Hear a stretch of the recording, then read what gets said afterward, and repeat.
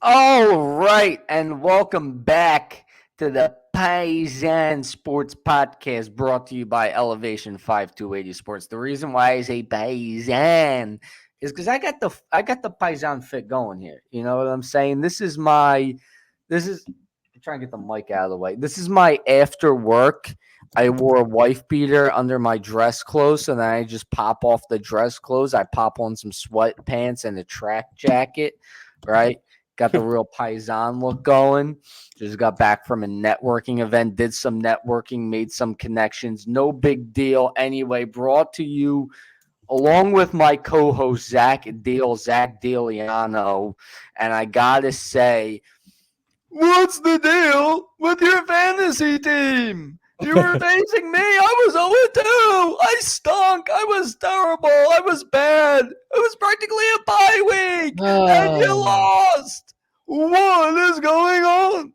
All right, so real quickly, since you wanted to call me out like that, which I hope the viewers know that you pivoted on me last second, like you were in the post in the NBA, told me that you were going to do a different What's the Deal segment, and then randomly called me out in the beginning of the show. So you got me fired up. So let's break it down real quick.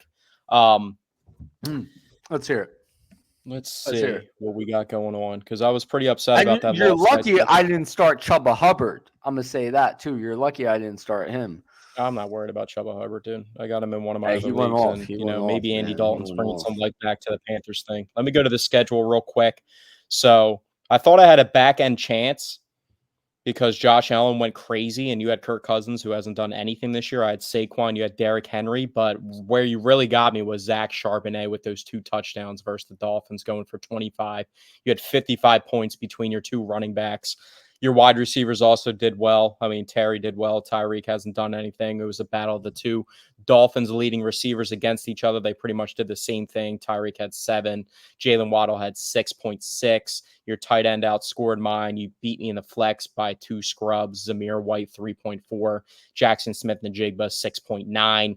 And my defense gave up -4. So, I mean, Jake Elliott missed a field goal, had 1 extra point, so he had 0 points. I didn't have anything that could have helped me on my bench to really win that game. So, that's the thing. That's the thing too. Is no matter what, you would have lost. Okay, but I got a bench too. You know what I mean? I could have put in Chubba Hubbard, and I would have absolutely embarrassed you. But I decided to put him on the bench because I didn't want to beat you that badly. I wanted to give you some benefit of the doubt. Well, the thing was, you got lucky with Scary Terry, because if Scary Terry didn't go off in that game, and he had 0 catches until I was. But he did. That's why I drafted him. That's called fantasy football. Okay, I don't even need a good quarterback to beat you. Kirk Cousins only 11 points. Josh Allen 30. It doesn't matter. The rest of my team is absolutely loaded. Even Tyreek Hill had a bad game and it was irrelevant. You also laughed at me for taking the Detroit defense during our live fantasy draft, and they put up 8 points. Meanwhile, your Jacksonville D put up -4. All they did was hurt you. Yeah, and they got Detroit uplifted me. You drafted Jake Elliott when Jake Elliott's head coach only wants to go for it and attempt 60-yard bombs. Horrible. Kyle Pitts, what were you thinking? I mean, Saquon Barkley, that was a hell of a draft choice. That was the steal of the draft. I'll give you that. But Saquon Barkley is not enough to beat Dante's Inferno. All right, you got destroyed. You got dismembered. You got embarrassed. I feel sorry for you. I feel sorry for your loved ones right now. You're talking hella smack right now. Let me see if I can get this back in blood at any point in the season. It does not. No, you can't unless you see me in the playoffs, baby. Well, that's what I was going to say. So if it's not in the regular season, you're definitely not making the playoffs. So I don't have to worry about that. No, my team's back. My team's back. You're a 1-week wonder. Like, you're not going to have a performance like that. No, my team's back. What happens when Kenneth Walker comes back? What are you going to do at running back then? What do you got going on? Chubba Hubbard. Because listen, now that they got firecracker Andy Dalton running the offense, things are different over there in Carolina. Last week we said you shouldn't touch any Carolina Panthers players in fantasy right now.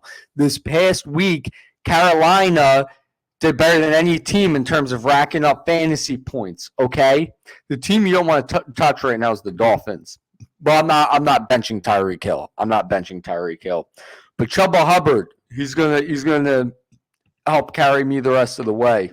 Hypothetically, though, since you just compared those two teams real quickly, what do you think Andy Dalton would be doing if he filled in for Tua as the backup quarterback in that situation? Oh, he'd be lighting it up. He'd be lighting it up. You know what I'm saying? He is now the current day Ryan Fitzpatrick. That's what he's become at this point. He is Ryan Fitzpatrick. I wouldn't say that. I feel like I'm not a big Andy Dalton guy at all, but I feel like that's disrespectful. I'm just getting very hype right now because I beat your ass in fantasy. He's probably Andy not Dalton really, was like a he's not really starter. Ryan Fitzpatrick, Andy but Dalton God damn it, he is to in me. Cincinnati He is Ryan Fitzpatrick to me. You're wearing a Ryan Fitzpatrick outfit, bro. This is a Ryan Fitzpatrick outfit. You know, get the chain. I was trying to show off the chain, but the mic kept blocking it or anything like that. But let's move on to some NFL talk. Throughout the week 3 slate, you know, we had a great slate. There was a bunch of games on. There was a bunch of upsets. There were some teams go down that we didn't expect to go down. But let's focus on the Saints versus the Eagles. Going into this game, nobody thought that the Eagles could beat the Saints. They thought the Saints were absolute world beaters. They scored 40-plus points in the first 2 weeks of the season. They went into Dallas and absolutely handed Dallas a big whooping at home. The Panthers, obviously, up until that point, nobody was really too impressed by that win because it was the Panthers at that point. But it aged pretty well since the Panthers looked a lot better this past week. But the Eagles went in already banged up with A.J. Brown. They had not won a game. They've only played, one game up until that point, which was the playoff games versus the Bucs last year without A.J. Brown. So I already wasn't feeling as confident just without A.J. Brown, and I wanted to see how the offense was ran and who was going to get the ball and who was going to get the touches. And first off, let's start off with the star performer of the game, Dallas Goedert, finally going off for the Eagles. This is something that we've been waiting for how long? We haven't seen him featured in the offense ever like this. We've seen him score touchdowns before. We've seen him get the rock a little bit, but we've never seen him almost get 200 yards receiving on 10 catches, be the primary receiver. Even with Devontae Smith on the field, when he was on the field, Dallas Goedert was still getting looks. What'd you take away from how the offense was set up without A.J. Brown and how they were able to get Dallas Goedert involved? Well, I really like what they did with Dallas Goedert. You know, it was evident that the Saints didn't have any linebackers that could cover him, and the Eagles took advantage. It was also great play design on that big pass to Dallas Goedert on the game-winning drive, kind of coming up with a route scheme that basically forced the Saints defenders to form a pick. You know, like the Eagles receivers didn't need to bump into Saints defenders. They just ran the routes in a way that caused the Saints defenders to bump into each other. So brilliant play design.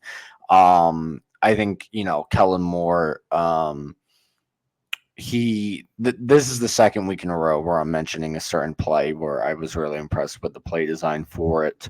But yeah, in a game where you have no A.J. Brown, Devontae Smith exits the game. You were targeting Britton Covey quite a bit last week, and then this week a little bit, and then he exits the game as well. Johnny Wilson, you try and get him involved a bit more. He did make one big play, but he also dropped a crucial pass. And then, you know, you're able to get Dallas Goedert going in a way you haven't got him going in quite some time, and it really helped win the game. It was key. I don't know if they're going to be able to just lean on him in the upcoming matchup against the Buccaneers. We'll get to that later, but it was really good to see him step up. Yeah, for sure. This is, like I said, this was a coming out party. We all know that Dallas Goedert has talent, but this was the first time they were able to really feature him in the offense and him be the focal point. So it was a really good sight to see. The passing game wasn't really there. I mean, the Eagles didn't have any points on the board until the fourth quarter. And obviously that had a lot to do with some of the decisions that they made and how aggressive that they were. They have shown that they want to be an aggressive team in years past, and they're picking right back up on that formula now. Would you have taken the 3 points before the half, or what did you think of Yeah. that play call? Yeah. I Because mean, that's also a play call that me and you have talked about, that specific play, the sweep on the QB tush push, the halfback sweep off of it, the variation. We talked about how much we liked that play and we wanted to see that play, but I don't know if that's the moment to not go after not that. in that situation for starters. Because that was a game where you had been getting the ball into New Orleans territory all game, unable to cash in on points. Okay, you're still down 3-0. You're down a field goal. You get ball at half. That was my big thing. Is you're going to get the ball at the half. So just tie it up and get into halftime. You've missed out on getting points the entire game. So just take the 3, go into halftime with a tie game, and then get the ball to start the half and hopefully take the lead. So I didn't think it was the right time for it. I also, at first, I thought, when they went for it on fourth down, which I disagreed with. My first thought was before they snapped the play. My first thought was, okay, even if you get it with the tush push here, right? You have one timeout left. You're gonna have to burn that timeout, and then you have like 11 seconds, right? It's not really worth the one shot at the end zone. Yeah. But I think, and this is not for me to defend what happened. I still disagree with it 100%. I just want to explain what I think was actually the thought process behind it, because they ran that tush push sweep to the left, right? I think the thought process was this. Okay, usually you do the tush push, defense just comes down, right? Everybody comes into the middle, right? Now, if you take it to the outside, there's a possibility that's wide open for a Saquon touchdown. So I think the thought process was, if we do this, we might just get enough for the first down, and then we'll take one quick shot at the end zone, kick a field goal, end of half, whatever. But there's a small possibility that we get a wide open lane for a Saquon touchdown, and that's an easier touchdown before the half. I think that's what the thought process was. I still would just take the 3, because I think it's a risky play either way, and it turned out to be a risky play. They walked away with nothing before the half, but that is my theory on what they were thinking. I honestly did not like that play in that certain situation, just based off of you watched Sunday Night Football, right, with Kansas City versus the Falcons. This happened after the fact of that play call by the Eagles, but on Sunday Night Football, the game ended for the Falcons running an outside sweep variation type play too, with Bijan Robinson, their best player, and he wasn't able to get to the outside because the defense was selling out. So maybe the defense was thinking, the Saints defense was, whatever, we'll give up the tush push if that's what you want to do on fourth down, because you're only going to get a yard or two. There's not too much threat of a touchdown. Or the play that they ran last year with DeAndre Swift, there was a potential that they run that play to the outside, and we're going to be ready for it in that situation, and possibly we can spin this around and maybe get points for ourselves at the back end of the first half. So I like the play. I don't like the play call in that scenario. I would have taken the points just because it seemed like on a day when you're without your number one wide receiver, and Devontae was playing up until this point, but when it seems like your offense was limited a little bit without its best option, I would have just taken the points. But I don't know how much factored into the defense and how they were playing and how well they were playing factored into that decision, and maybe made the coaching staff think differently. But Kellen Moore is calling the plays, but it seems like Nick Sirianni has full control over the decision making of what is going to be done. And that was also absolutely. that was already in the offensive playbook before Kellen Moore got there. So that really seemed like Nick Sirianni had his handprints all over that play.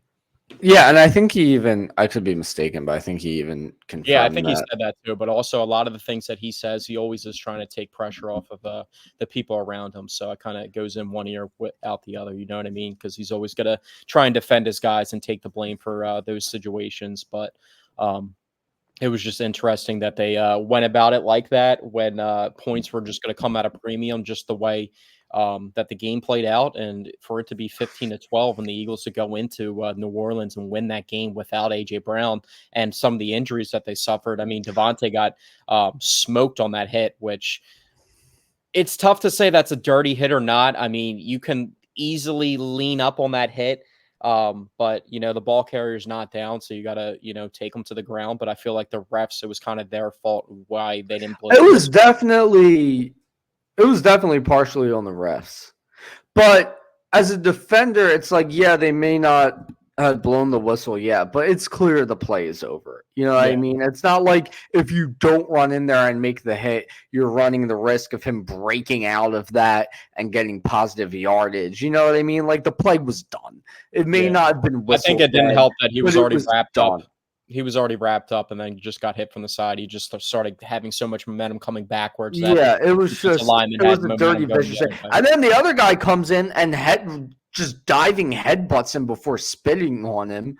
Like what? Yeah, it was outrageous. And then of course, the offensive tackle taking out Darius Slay. I mean, the Saints are just apparently very dirty players. It's disgusting.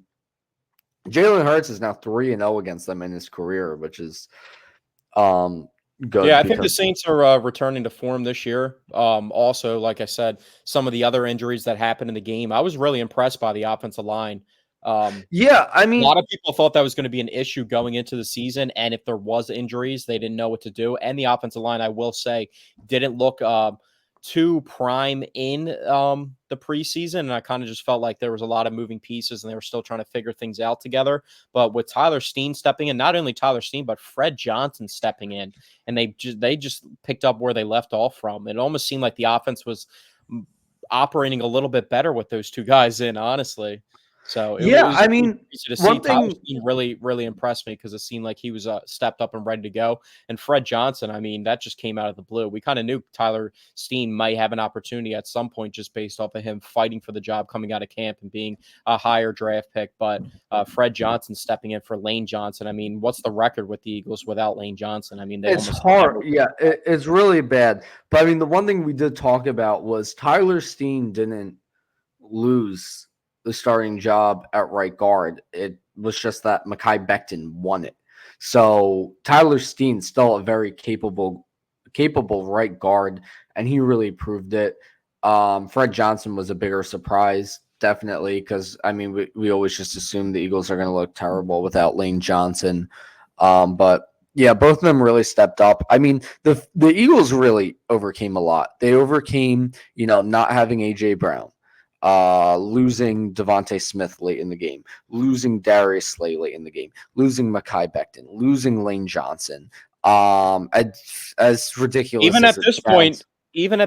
Britton Covey I was losing. about to say, even as ridiculous as it sounds, I mean, Britton Covey started to kind of come into his own as like a slot receiver that they started targeting. He had a big first down pickup, so they lost a lot of guys. Not only did they lose a lot of guys, they left 9 points on the board. For God's sake, they had two turnovers in addition to that.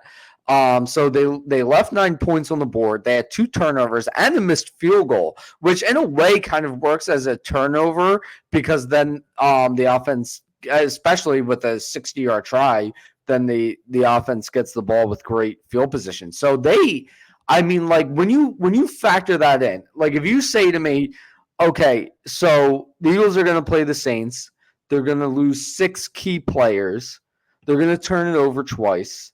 They're going to turn it over on downs another 2 times. They're going to leave 9 points on the board. They're going to have a missed field goal, a blocked punt, and Score they're 15 facing the score Saints. 15 They're, points. they're facing the Saints, who've had a record-breaking offense for the first 2 weeks. Do you think they're going to win? I would say no. What? What are you Yeah, talking not on about? That top of sounds that, horrible. they scored 15 points in the game. They were on the road, and they not only did they have the turnovers, they lost the turnover battle for the 3rd straight game, which actually Yeah, makes me a little bit alarmed about it. So, as much as we can talk about this game, But like moving forward, what is the solution to this? Because I mean, it almost seemed like in spite of their coach and their quarterback at times, they just found a way to win the game. And they're able to run the ball a lot, but I feel like at this point, and there's a lot of people are talking about it. I mean, I know right now they're without possibly both their wide receivers versus the Bucks this weekend, but are they going to run Saquon into the ground again? I mean, the dude's on pace for like 511 touches this I year. mean, they're going to have to. I mean, the starting That's the thing, and receivers I also feel are like going to be that them going Jahan into Dotson, Johnny Wilson, and Paris Campbell. You Jahan know, Dotson's got to step up and do something. I feel like it's he's just not a going factor to. of He's not game fucking planning going to. for like He's not going to. setting up a game plan and getting him involved. He has the talent to go out there and make plays. I'm not saying he's going to go out there and do what AJ Brown or Devontae Smith does, but I mean, it's almost like you're wasting that draft pick, like we talked about in the last podcast, if you don't involve him in the offense. And now you need him. Now, you were prepping for a situation where you lost either AJ or Devontae, and now you lost both of them. So coming up on a bye week, I think they're going Yeah. to do what it takes to win this game, and I think Saquon's going to be featured in the run game a lot again, and that just makes me wonder. I'm not going to be thinking too heavily into it, but I'm just thinking about if Saquon keeps getting all these touches, I feel like they're going to have to add another running back. I mean, they instead of adding another running back, they can always just mix Will Shipley into everything. You know, they haven't utilized him yet, but of course, we need to highlight the defensive performances by the Eagles, and to me, there are three key players to mention. Three plus an honorable mention. Honorable mention to Reed Blankenship, and you could say only honorable mention. He had the game-saving interception. There was one big play, but the other three guys are even bigger. Okay, Quinyon Mitchell, phenomenal yet again, absolute lockdown corner. Currently leads the NFL in pass in force in incompletions force. I don't know if that's a different stat from pass breakups. I know that's a Pro Football Focus stat, but another phenomenal game from Quinyon Mitchell. Zach Bond, who was all over the ball again, and not only that, they started putting him at the edge to help stop the run. And my God, did it make a difference. He did an excellent job at setting the edge. So did Nolan Smith at times. Bryce Huff just needs to be completely phased out. I don't care how much money he's making. And finally, Jalen Still Carter. getting blocked by tight ends, which is ridiculous. The Jalen Carter, the Jalen final Carter, guy to mention. Let's not even talk about Bryce Huff. Let's highlight the good guys on defense. Jalen Carter, an absolute game wrecker. Really, really makes such a huge impact. I mean, him, Zach Bond, and Quinyon Mitchell look like an elite trio on defense right now. Yeah. They definitely got the job done. I think the rest of the interior defensive line played pretty well too. Milton Williams. Yeah, Jordan Davis did well. Milton Williams did well. And anytime they give Trevor Booker snaps, he does well. They don't give him a lot. Thomas Booker. Yeah. Thomas Booker. I said Travis Booker. Yeah, Travis. I don't even know what I'm saying. Trevor now. Booker was Trevor Booker. He was an NBA player. Yeah, he was the power forward the Sixers had on their team for a little bit of time. Yeah. But no, Thomas Booker. I think the defense for all the talk. I mean, the past 2 weeks. I mean, in Green Bay, they gave up a lot of points, but they made timely plays and they made plays that actually won them the game. And they got stops when they needed to get stops, especially in that first quarter. Things opened up in the second half. They let up a lot of big plays in that game, but they haven't let up big plays in the past 2 games, which has been. I mean, they held Rashid Shaheed to 0 catches. So that was the big play threat for the Saints. They kept Alvin Kamara in check. Derek Carr had a nice pass to Chris Olave, which Chris Olave is hard to mark. 1v1 that got past C.J. Gardner-Johnson in the back of the end zone for their lone touchdown. But overall, the defense stepped up and did what they needed to do. It's going to be tough to keep putting the defense in these situations, though, if they're going to continue to be aggressive, which I don't want to see them do. Yeah, because, I mean, you know, they stepped up many times in week 3, right? And if they're being called upon to constantly step up like that week after week, eventually they're going to be exhausted towards the end of the season. So you can't rely on that happening every week. It's good to know that your defense can step up like that when you need them to. but you got to take some of the pressure off them. And the one thing I really want to highlight, also, why am I blanking on his name? Why do I always do this? Give me The a hint. defensive coordinator. I'm completely blanking on his name. Vic Fangio? Yeah. For some reason, I was thinking Mike Vrabel. I don't know why. Shout out to Nick Fangio. I mean, last week on this podcast, I was absolutely livid that they were getting the ball ran down their throats and they just kept coming out in nickel formation every goddamn play, not utilizing the 3-4 at all. And this past Sunday against the Saints, first play, Eagles come out in 3-4. And they were consistently in a 3-4 set throughout most of the game. And that made a big difference. Les Bryce Huff made a big difference. Zach Bond on the edge made a big difference.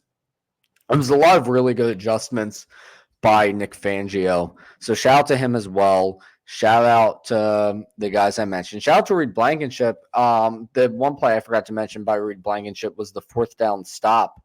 Reed Blankenship had a huge impact on that play. And another guy who had an impact on that play was the guy who had the big 4th down stop the week prior, CJ Gardner-Johnson.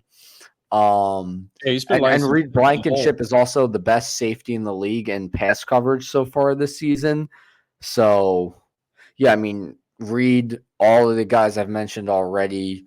I mean, Reed Blankenship would be like Harrison Smith if he was a little bit faster. You know what I mean? Like, I like Reed Blankenship. He definitely has ball skills. He definitely can play football. It's just he has some athletic limitations at times, so you don't want to get him caught in space too often. But the plays that have gone down the field and the safety that's getting beat when he's in space right now is CJ Gardner-Johnson. So, well, that's what I was going to say is that's what worries me a little bit is both of our starting safeties are better in the box than they are playing deep. I don't know how much I love that. You know what I mean? CJ Gardner-Johnson obviously has been better in the box. Reed Blankenship, his first 2 years, he was definitely better in the box. He's doing better in coverage this year, but I still don't trust him, covering like a speed receiver's deep route or anything like that. So that worries me a bit. I'll feel better once Sidney Brown comes back. What's even more of an issue, too, if you're not going to be able to generate pass rush. So they got the 1 sack on Derek Carr, and they were getting a little bit of consistent pressure. But they were doing better with the pass rush this week. And another shout out to Nick Fangio, who wasn't blitzing a ton. Fangio with a V. What did I say? You keep saying Nick. Yeah. I don't know what's up with me tonight. It's been a long day. Another thing he did, he dialed up a blitz on that game sealing interception. The previous week, obviously, another thing we talked about was it was prevent defense the whole time throughout that game-winning drive. And on the first play of that drive by the Saints, they were in soft coverage again. Saints got a drop-off completion, check down wide open, out of bounds. And I thought, here we go again. I guess we learned absolutely nothing from last week. And then they sent an all-out blitz. Or maybe not an all-out blitz because Reed Blankenship was covering deep, but they sent 6. They sent 6 men on a rush, and it forced an interception. So Fangio made a lot of changes against the Saints from what he was doing against the Falcons, and it was a huge, huge difference. Yeah, it's just a different team that you're matching up with. You get different looks. You learn from last week, and they probably learned that they need to be a little bit more aggressive on defense to push the envelope and just kind of simplify things a little bit and just get back to playing good defensive football. So that's what they did this past week. I couldn't be happier with the performance from the defense. I don't want to dissect all the bad stuff going on. Like you said, we don't have to highlight Bryce Huff. I mean, they were able to win this game without any contributions from Bryce Huff. I just think if they really want to truly compete this year, they're going to have to figure out the pass rush, because to have this lack of production, only have 3 sacks in 3 weeks, and have a week where you didn't generate a sack at all, two of those sacks coming from a middle linebacker, and then the one guy that you don't think can pass, rush the passer that's supposed to be a run stuffer, getting your sack. I would just like to see them be able to generate a little bit more pressure, and I think that would be able to help all areas of the defense because the back end, the safeties wouldn't have to cover as long. I think the corners are just doing a good job in general. If they got even more of a pass rush, I think our corners would even be playing better than they are, and I couldn't ask for more from our corners at this point. So we'll see. It looks like health is becoming an issue for the Eagles at the moment, so it's good to get this early bye week. I'm not a fan of the early bye week, but it actually couldn't come at a better time for the Eagles to rest Yeah, up. absolutely. So I mean, they're in trouble against the Buccaneers. Missing pretty much all their I don't know how receivers. much I feel threatened by the Buccaneers. I mean, the Bucs are really good. I think their offense is going to We be have able no to. receivers. I don't care how good or bad the Bucks are. We have no receivers, and that deeply worries me. Yeah, that does worry me too. But last year we also didn't have like a dominant Saquon Barkley that we could rely on. Devontae Smith went off in that game, and it still wasn't enough to even produce really any threat on offense. Probably not going to be with him this week. We're going to have to get Dallas Goedert involved again. The Bucks defense, I don't think it's nearly as good as it was last year, but they're still a defensive minded team, even though they have so much talent on offense. I think their offense is good, but they just get sputtered at times. I like Baker and I love the story of Baker, but I just don't know what I'm going to get week to week from Baker. Like, I don't think they should have dropped a big goose egg versus the Denver Broncos last week. I thought that was pretty shocking that they lost in that fashion because I thought they were going to go to 3-0 and look like a team that's really going to start rolling with momentum. But that kind of leaves some room open. And plus, a team that's hot in the first couple of weeks of the season, the Eagles have already shown that they're able to put out that flame with the Saints. So, the NFC South gauntlet's coming up. They're going to play the third NFC South opponent. Yeah, it really is tough to find a path to victory with the injuries on offense, but I think they're going to be Well, able the to good find something news, out because they're utilizing Saquon like exactly how we want him to be utilized. It's just that I feel like I don't know how much longevity there is going to be with that, but for this upcoming week, I think it's going to be able to work, and I think it's just about being able to game plan and scheme those other guys and those resources. Even though they weren't in the building last year, you're going to have to find a way for Johnny Wilson to make an impact on the field. You're going to have to find a way for Jahan Dotson to make an impact on the field. You're going to have to find a way to get Paris Campbell the ball. It just is what it is, and that's just what they're dealing with. yeah. Well, the good thing is, right now, Mike Evans and Chris Godwin are questionable. Now, I don't know how questionable they are. I just know they're questionable. So, I mean, if it's a game where it's our backup receivers versus their backup receivers, then that does make it more of an even playing field, But especially with how last year, good. also in that playoff game, I think Mike Evans had one touchdown, but it was like his first catch of the game or something. But all the backup wide receivers for the Bucs were the ones scoring touchdowns in crazy fashion, breaking all these ridiculous tackles. But I don't Well, we think also had a shit secondary. Um, so I mean, we'll see what happens. I'm definitely nervous for the game. I'm definitely a bit worried, but yeah, the bye week is certainly coming at an opportune time when originally we were upset we had such an early bye week. Now I wish it was a week 4 bye week. That would have been perfect timing. But week 5 bye week is going to come at a good time. However, though, it is now time for my meatball of the week. My meatball of the week is a meatball for a couple different reasons. My meatball of the week is Jerry Jones. Okay? For 2 different reasons. One, his team stinks and they haven't won anything since 1996. I don't know what the score is right now. I fully expect them to blow out the Giants. That's irrelevant. They have a tough 3 games after that against the Steelers, Lions, and 49ers. But another reason why Jerry Jones is the meatball of the week, actually, you know what? Part of the reason they stink is because he refused to sign not Saquon Barkley, Derrick Henry. Is like, oh, we don't have the money. It's like, you could have made it work, dude. Derrick Henry got signed before you gave out money to Dak Prescott and CeeDee Lamb. So you definitely could have made it work. You could have, I don't know, you could have worked some Howie magic, but you're not Howie. That's the issue. But another reason you're the Meatball of the Week is because you are measuring your own players. And I'm not talking about height. I am not. And thanks to Jamie Foxx, we're now aware of this. This is not okay, Jerry Jones. You shouldn't be doing that. And you damn sure shouldn't be sharing the results with everybody.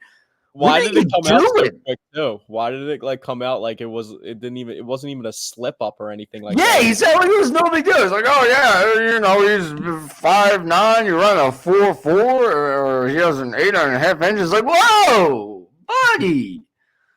So I don't know. Jerry Jones, he's got something going on there. I don't know what he's got going on, but he's more worried about his own players' length than he is about winning football games. So, Jerry Jones, you're my Meatball of the Week. Good old Jerry. There's probably going to be another time where Jerry's the Meatball of the Week again, so it could be this season as well. Yeah, he's turned into a crazy old man. The Giants are currently driving down the field right now in a 7-3 game that's led by the Cowboys, but the Giants are right outside of the red zone right now. Daniel Jones playing pretty well so far, so maybe he's the Meatball of the Week again next week as the Giants catch the ball down to the 2-yard line, but is called incomplete. Almost a wheel route down the sidelines. I don't like giving the in-game updates like you do with the Phillies, but I thought that was well. Cool. You know what? Speaking of Phillies, what's the game on Prime Video? But speaking of our fight-ins, so we've said some good things about the Eagles tonight, but some good things about the Phillies.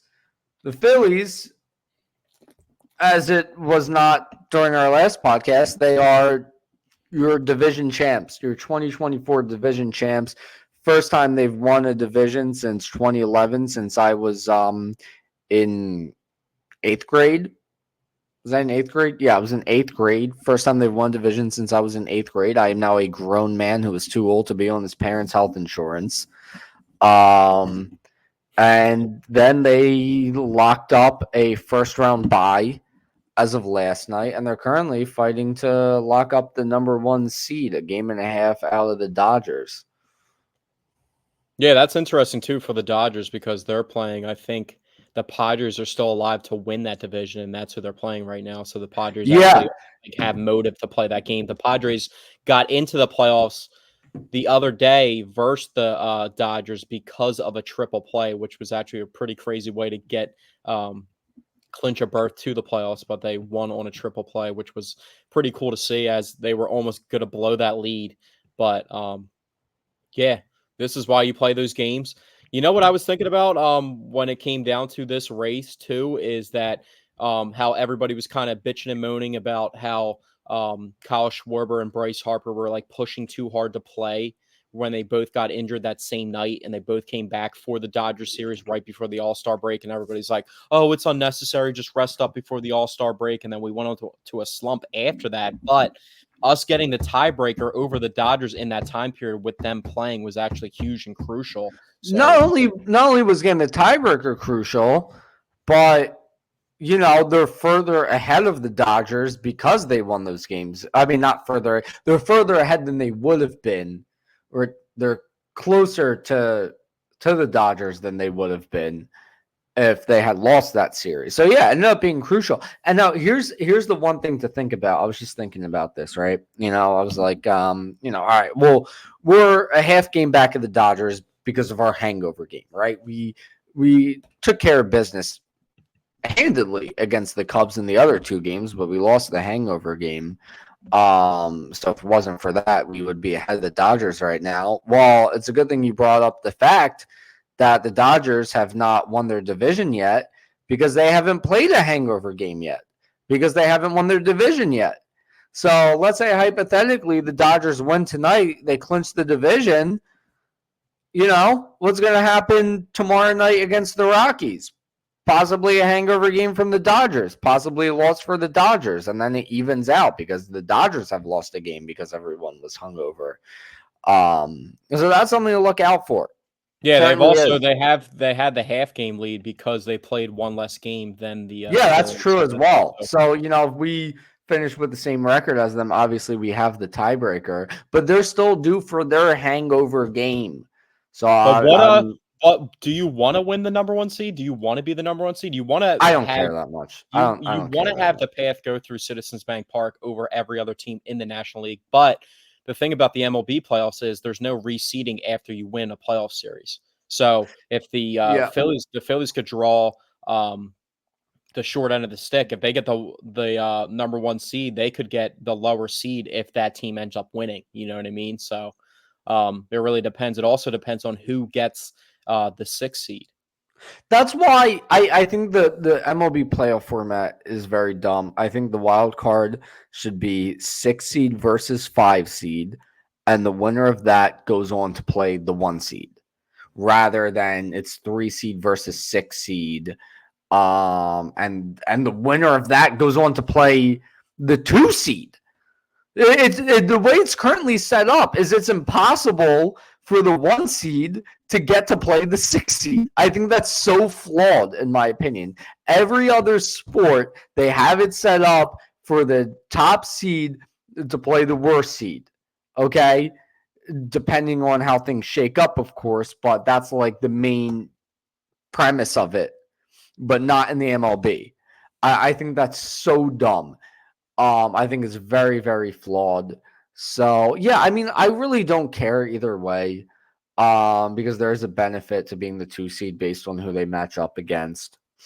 Um, I don't care about home field advantage throughout the postseason. They went to a World Series without home field advantage. They lost in the NLCS with home field advantage. I don't know. It's just something to root for. Let's get the 1st seed. Let's root for it. Who cares? I don't know. Yeah, I really don't care. I honestly would like to pick and choose the matchups. Like if I'm looking at the matchups, I don't really want to Right. see. Why don't we at least get that option? There's no reward for being the 1 seed in the MLB. I don't really want to see You get Arizona win. shafted. You get shafted. I think ideally for the Phillies, for their best opportunity, I think they can beat any team in the National League. I think obviously I'm the most worried about probably the Padres or the Dodgers. But realistically, I would feel really good about playing any combination of if we have to play the Brewers, Mets, or Braves. Those would be the 3 teams I feel the most confident in beating. Yeah, I would definitely agree with you on that. I'm not too scared of the Padres. We've beaten the Padres. I'm not even that scared of the Dodgers. They just feel like the kind of team that would choke in the postseason. Hopefully, I don't eat my words on that. I'm definitely worried about the Dodgers. I feel like this entire season has been pent up for the But we Padres. beat them throughout the regular season. We beat them throughout the regular season. I'm not. I mean, how many times did we beat them without Mookie Betts, though? Listen, I'm not overly worried about them. Here's the one topic I want to talk about. I want to hear your thoughts on this. You tried to tell me before we went on the air. I said, save it for the podcast. I want to hear your thoughts once we're live. So obviously, as we know, right now, the Mets and Braves are fighting it out to see which one of them gets to go to the postseason. And even more interestingly enough, barring like the Braves getting swept and the Mets sweeping the weekend series, barring anything crazy like that, it's going to come down to a Monday doubleheader a day before the postseason.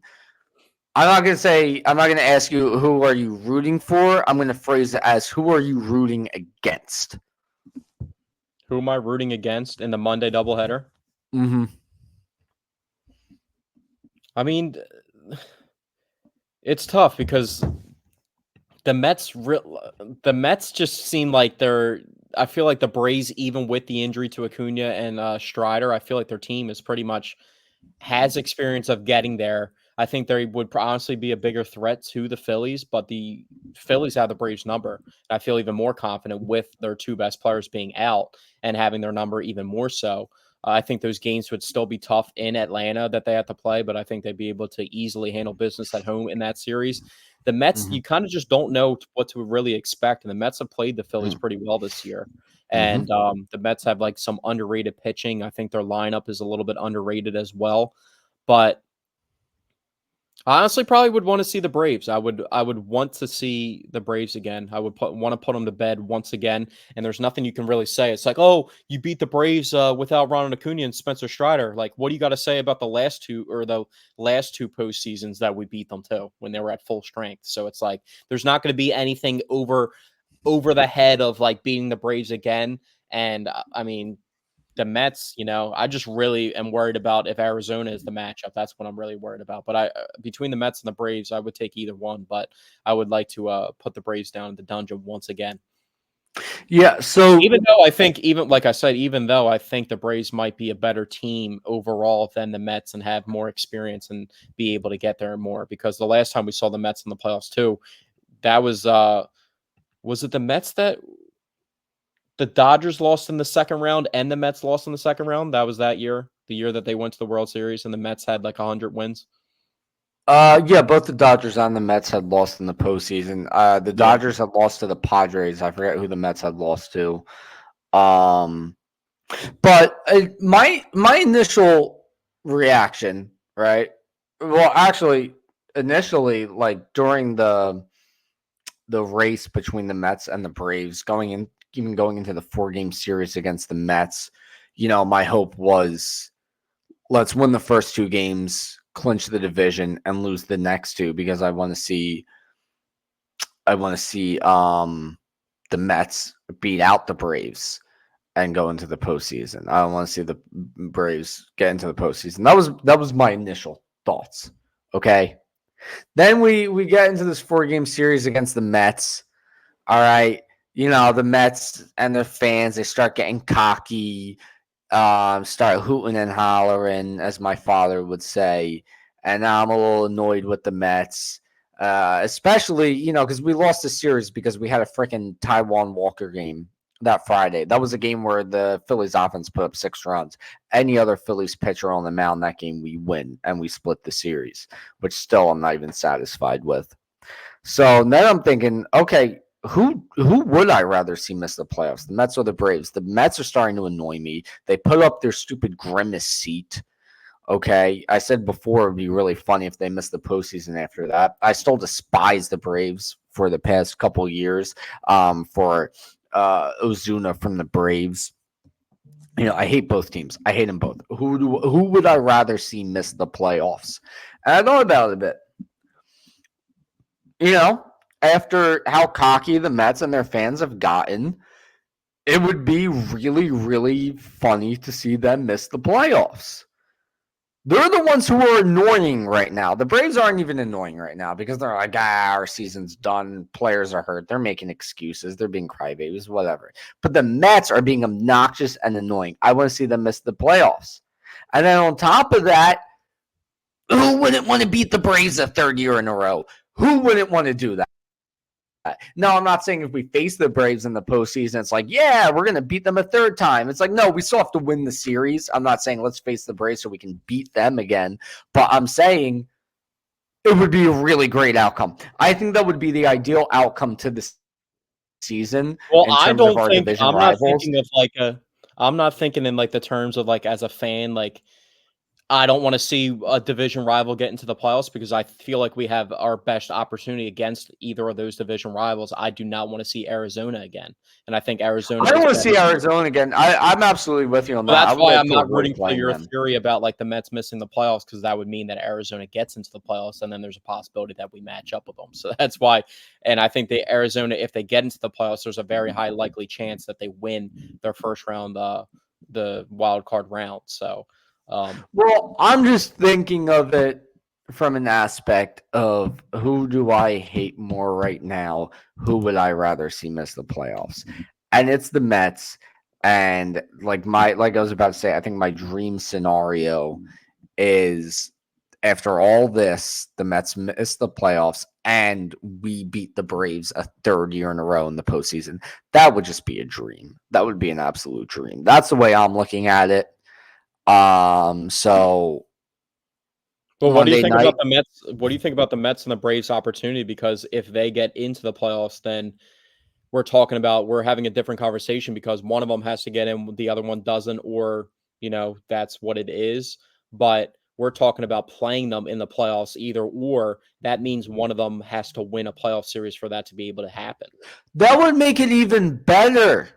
Well, that's what I'm saying. We have the first round bye, so that's if the Braves win, like, the wild card round, and then the Braves fans are like, oh shit, I thought our season was done. We just won a wild card series. Now we get our chance at revenge against the Phillies. Let's go. And then we beat them a third time. Are you kidding? Do you realize how amazing that sounds? That sounds so good. That would be phenomenal. Oh my God. That's the only scenario that can play out because we're not going to play them in the first round because we're not playing in the first round. That's what I'm saying. I know. So that's what I'm saying. The fact that we would see them in the second round makes it even better. That means they won a playoff series before that and it had hope. And we shatter it. That's what I'm hoping for, because if the Padres are the wild card team, they don't win their division. I think they're the best team that's going to be playing in the wild card round. Would you take the Brewers over the Braves or the Mets? I would take the Brewers over the Mets because I think we can beat the Brewers.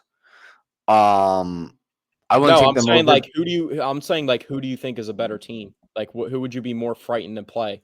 Like I honestly, as much as I hate to say it, at this point I might be most frightened to play the Mets because, like you said, they're just like unpredictable right now, and to me, unpredictability is scary. You know who the Braves are. You kind of have an idea of who the Brewers are, but the Mets are a team that's come out of nowhere. They have a lot of momentum right now. To me, that worries me. That's not something I want to go up against necessarily. I would most like to go up against the Braves because I just the idea of beating them 3 years in a row sounds so good. And then the other thing, I saw somebody mention this on Twitter. I don't know, how much of a possibility this actually is, but apparently they might have to play the Monday game at a neutral site. I don't know how realistic that actually is. And then furthermore, they mentioned how funny it would be if the neutral site was CBP. I don't know how realistic that is, but that would be hilarious, dude.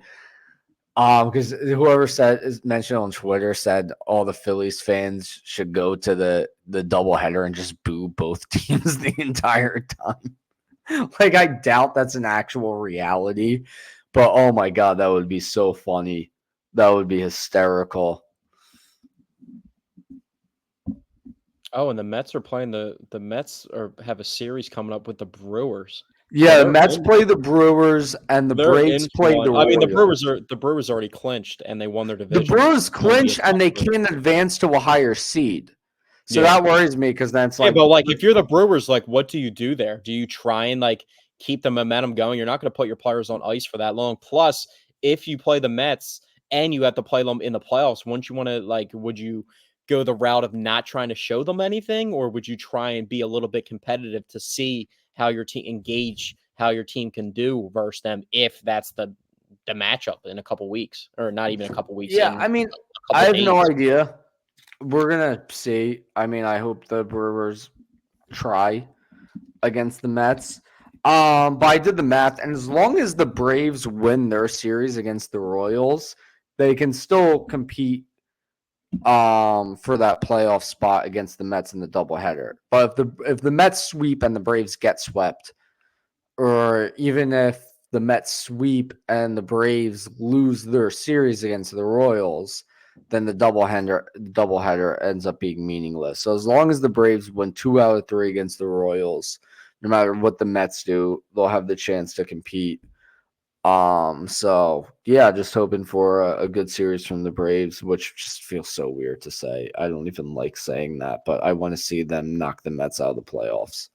I really want to see them do it. Well, the Royals are still playing for something because they're still in the hunt. They could still get hawked down by the Minnesota Twins, so it's not looking like they're gonna, wave the white flag or anything like that, obviously. They just got to win the series. Just win the series. That's all you got to do. Because right now, I looked up the season series between the Mets and the Braves. the Mets hold a series lead by one game over the Braves. So it's like, you don't really worry about tiebreaker if they finish with the same record, because if the Braves win both games, then they leapfrog into having the tiebreaker. So you don't really have to worry about that. But no, I do know. Um, all of that aside, moving on, there is a Sixers topic to talk about. Some money going around, a big Yes, sir. contract. Locking up a part of their championship window did the Philadelphia Sixers, and they signed Joel Embiid to a 3-year extension that lines them up pretty much with the contracts of Tyrese Maxey and Paul George, so they keep the trio intact.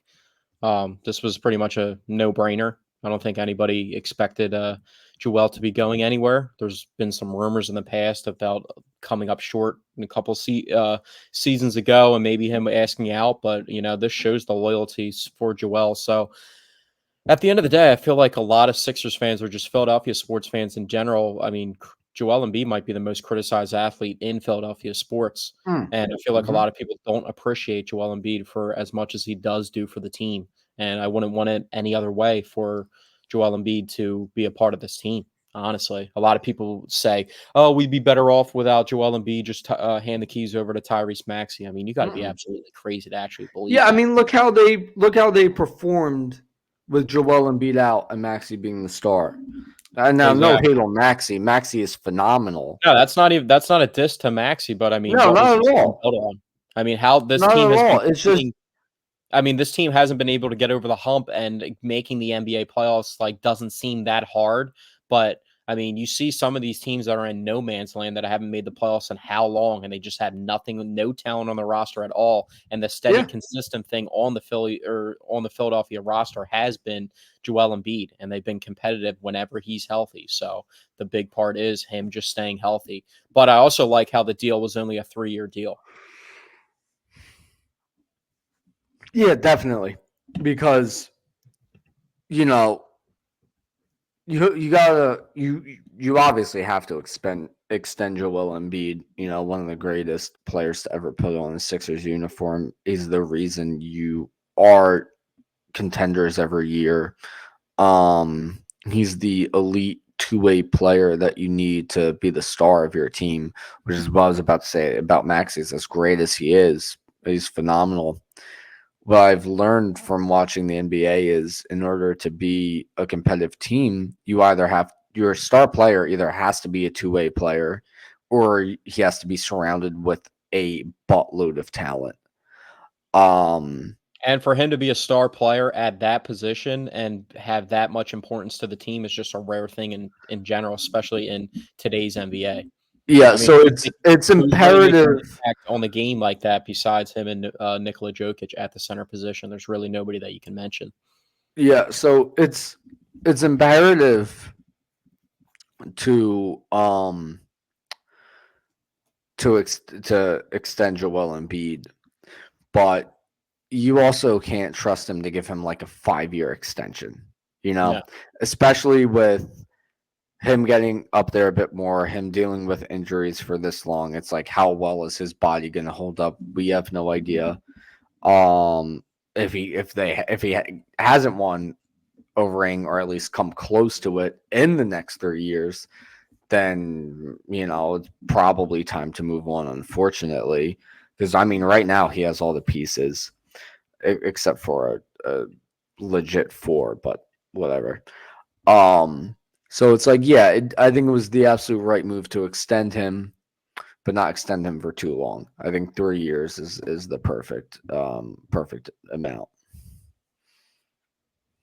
Yeah, for sure. I mean, I wouldn't have been mad if the extension was 4 years, 5 years, but that kind of just shows that that's the last contract that he may sign in Philadelphia, depending on what happens. So I think 3 years was just the sweet spot of the deal, and I'm pretty happy with it. Um, and for it to match up with the other two star players on the roster, I think that even makes more sense for it to happen. So I like the Sixers roster going into this season. We'll see how it plays out. I just been down on the NBA, man. Honestly, it's really taken a toll on me. Like, I really hated that the Celtics won the Yeah, championship. yeah, me too. It's You like never people want to like see try your and brush it off to the side and act like it didn't happen, or just like downplay it and say, "Oh, I'm not even watching the finals. This, that, the other. I hate basketball," but they root for the Sixers and this, that, the other. But like every time I think about the NBA, it just is on my mind. It's like, dude, that's like the Cowboys or like the Braves or the Mets winning the Super Bowl or winning, no. Okay. winning the World It's Series. not quite the Cowboys winning the Super Bowl. I do hate the Celtics. I hate I them. hate the Celtics. I hate the Celtics second behind the Cowboys. Yeah, second, but it's not a close second. Okay, if I met a really attractive woman, okay, she's short, she's Italian, she's got pretty hair, beautiful face, funny, great sense of humor, can cook the works, right? And she's a Cowboys fan? No, no. But if she's a Celtics fan, I can deal with it. You know what I mean? Um, so I hate the Celtics second, definitely. Third's the Braves, but I don't hate them. I don't think it's a close second. I think the hatred for the Cowboys is a whole nother level. I definitely hate the Cowboys I, more you than the know how much Celtics. I hate the Cowboys. You know how much I hate the Cowboys. If I'm on TikTok and I see a funny TikTok, but somebody in the TikTok is wearing like a Cowboys shirt, or there's like a Cowboys flag in the background, I don't even hit the like button. Usually, I'm on TikTok. I see something funny. Haha, that's funny. Oh, I that's a like it, massive and diss, I dude. keep scrolling. If I see the Dallas logo anywhere in the video, I don't like it. I get pissed off, and I go to the next video. I'm bothered if I see the Celtics logo, but I'm not like pissed off just by looking at it. I'm pissed off just by looking at the Dallas logo. Um, But I'm also like the backstory to the Celtics for that championship. It's not like the same as like the Cowboys going out and winning the Super Bowl. We like well, hand they had a gifted them. cakewalk. They had a cakewalk We run. hand gifted them. I'm not even talking about this specific season. I'm talking about what led up to them having a championship roster and a team was because of the shortcomings of the Philadelphia 76ers Yeah, that that's a played good right into point. their hand. But their finals win bothered me less actually because of the fact they had such a cakewalk. Because when that happens, it's like not everyone is gonna like fully recognize it as I a don't ever true believe in that stuff. Like finals they win. talk about the Mickey Mouse championship and It's a with the Mickey Mouse Lakers and stuff championship. It's a like Mickey Mouse championship. But go I win a don't get why nobody refers to the Raptors championship as a Mickey Mouse championship because that one certainly was. I mean, they dealt with a depleted Warriors team, a team that was decimated with injuries, and like nobody recognizes it as like a Mickey Mouse ring. I think it's because of all the hype about the stupid Kawhi shot, which I can't even watch a replay of. I've never Well, I watched the also full think people replay of just it. like came to the point where they hated the Warriors at that point when they had Kevin Durant. They just didn't Yeah, want to yeah, I see the think I first think time they that do was it as well. Because I mean, if you want to talk Mickey Mouse rings, that absolutely was a Mickey Mouse ring, but no one ever recognizes it as such. Well, like anybody talking about the COVID championships, it's like you act like the other teams like didn't have an opportunity to go win the championship I don't. themselves. You know what? As much as I hate LeBron, and I would love to say that was a Mickey Mouse ring. I mean, I don't think it's exactly the same as winning a finals. Most of the time. But I don't think it compares to the Dodgers ring in 2020. That is legitimately a Mickey Mouse ring, way more than the Lakers bubble ring was, because that was a 60 game MLB season. You know what I mean? Like, come on. Like how many teams are great through the first 60 games and then are dog shit the rest of the way, or completely fizzle out. Like it's way. Do you think that's why like teams are celebrating and have popping champagne on the field in those scenarios because of it being 162 games season as Yeah, opposed to it's a like it's a goddamn marathon, dude. Like you're grinding it out for 162 games, bro.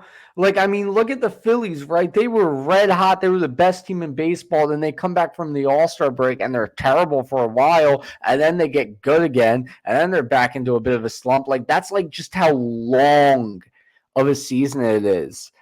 So to like be, go through being the best team in baseball, then going through a horrible slump, and then being able to pick it back up enough to where you win the division, that's got to feel great. But when it's only 60 games, you know what I mean? There's no adversity through 60 games. There's no tough grind Baseball's just through like so 60 different. games. I mean, basketball, like all the sports that we cover on the podcast, they just all like are vastly different from each other. Like basketball, you can take a night off if you have a star player and he can have load management and you can, kind of like handle things. If he's not feeling well, he maybe takes a couple games off.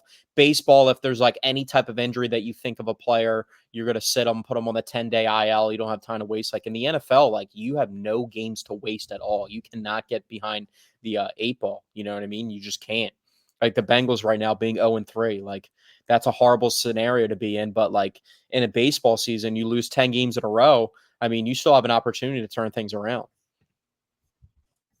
Yeah.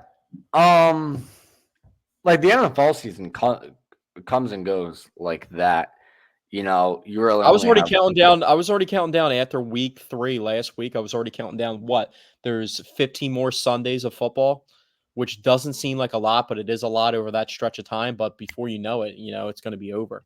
But I also feel like playoff baseball is the best because it's on every single night. It goes by what seems like quickly, but the games just feel so intense, and it just feels like it just gets ramped up to a whole nother level of intensity than a regular season game.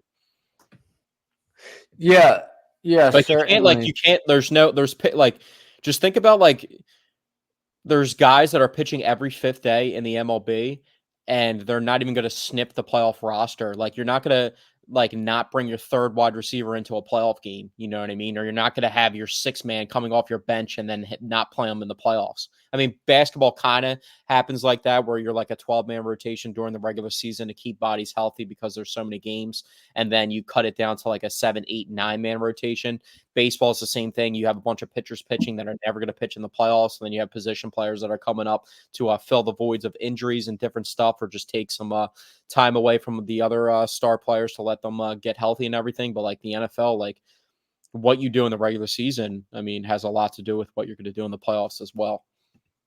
Yeah, like you don't even use your backup catcher in the postseason in baseball. Well, that's something that's interesting for the Phillies because JT's injury has been a concern this year. So it's like how often, like what do the Phillies need to arm themselves on the playoff roster to be prepared for a situation like that? Does Marshawn get an opportunity to make the playoff roster because they believe in him in case JT gets hurt? Like you have these decisions. You also have a bunch of utility players. Scenario. It's tough because you have a lot of utility players that don't play that position, that play more of a premium position, that have shown that they can play and need a spot for the playoff roster. So I think it's interesting to see how the Phillies will end up shaping this playoff roster. I know the pitching situation isn't going to be too much of a surprise, but the utility. I would be shocked. I would be aghast. I would be another synonym for I think I already shocked know where you're going, but it's not even worth talking about. if Taijuan Walker is on the postseason roster. Why are we even talking about this? It would be to my chagrin. I would be bamboozled if he's on the postseason roster. Fleeced out here. Because it's gotten to the point where you can't trust him to throw an inning. And so you can't, you know what I mean? Why it's are like, why are we even going trust him as a starter. You can't even trust him out of the bullpen. He's god awful. He has an ERA over 7. He has, out of qualified pitchers, he has the worst ERA in Phillies history since 1930. Okay? You can't have that on your postseason roster. Get him out of here. This isn't a conversation, though, because they didn't put him on a postseason roster last year, and he pitched a lot better in the regular season than he did last year than he did in this regular season. So this isn't up for debate. Yeah, I know it's not up for debate, but I'm just saying. Especially what happened. That's why I'm saying I would be shocked, bamboozled, aghast, left astray. I don't know what other synonym there is. It would really, really surprise me if he ended up on the postseason roster. I don't see it happening, and thank God I don't see it happening because he's just the worst. I can't think of like a worse Phillies pitcher that we've had. Like if you even think of like really bad Phillies pitchers in recent memory, like Craig Kimbrell, Jonathan Papelbon. I'm mainly thinking of closers here. Vince Velasquez, he was pretty bad. I I forget who else off the top of my head, but like, yeah, you can't really even like think of someone who's been anywhere as close to as bad as Taiwan Yeah, Walker. there's definitely nobody that I can, maybe at other positions, but like a strict pitcher. I mean, Taiwan Walker's as bad as Even it at gets. other positions, dude. Who are some of the Phillies players who have done very poorly in recent years? Roman Quinn, not as bad. Ojulbo Well, I don't even know Herrera what to gauge. Like when you, towards the end of his Phillies tenure, Ojulbo Herrera definitely not as bad. well, that's what I was gonna say. Like when I Garrett think, Stubbs not as bad. Even look outside of the Phillies. Nate Gary, remember how bad he was for the Eagles? I'd rather have Nate Gary on the Eagles than Taiwan Walker pitching for the Phillies. I mean, yeah, it depends. Like if you start comparing all the football players like don't get the opportunity to still go out there and try and make plays when they know that they can't make the plays. Like What the thing would about baseball is like he's locked in to do that. I mean, right now, Bryce Huff is on the trajectory of being worse than Taiwan Walker is at football or Bryce Huff is on the trajectory of being worse at football than Taiwan Walker is at baseball. I don't know about that because you can win in spite Well, that's what I just of thought of after Bryce I said Huff. that because the pitcher's like the quarterback on the field, you know what I mean? So it's like Yeah. he's like setting up everything, but Let like me if ask we're you this. taking it player for player, like if we're talking about what they need to do on the field and we're not taking the impact of like how important their position actually is, like Bryce Huff is literally giving you nothing. Like if you think Tobias Harris is bad, Tobias is like 25 times better at basketball than what Bryce Huff is at football. Yeah. So let's pray Taiwan Walker's not on the postseason roster. I don't think he is, but that's gonna do it for us tonight. Yes, sir. Presented by Elevation 5280 Sports. That's the fantasy football league that we were also talking about in the very beginning of the podcast, episode 65 of the Paisan Sports podcast. Thank you guys for joining in tonight. We're going to watch some Thursday night football action. It's almost at halftime right now to give you guys a little update. 14-6, Giants are down, but they're in the red zone right now. So we'll be back next week, hopefully celebrating a Eagles win. We'll figure out who potentially the Phillies might match up with in the playoffs if we have some momentum or steam on that. And yeah, we'll be back with some more topics for you guys. Thanks for tuning in tonight.